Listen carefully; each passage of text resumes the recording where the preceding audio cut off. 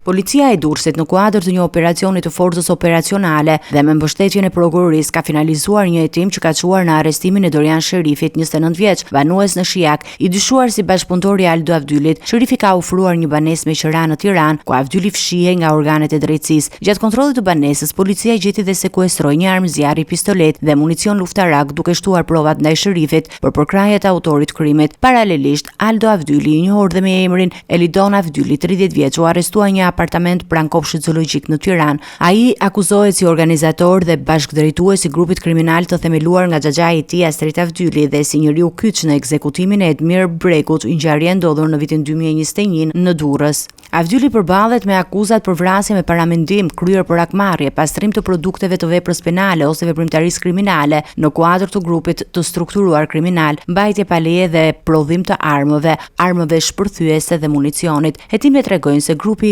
kriminal i Avdylajve vepronte me metoda të strukturuara dhe kishte shpërndarje detyrash, ku secili antar kishte një rol të qartë në aktivitetin kriminal. Arrestimet e fundit synojnë shkatrimin e bazës operative të këtij grupi dhe sekuestrimin e armëve të rrezikshme në qarkullim.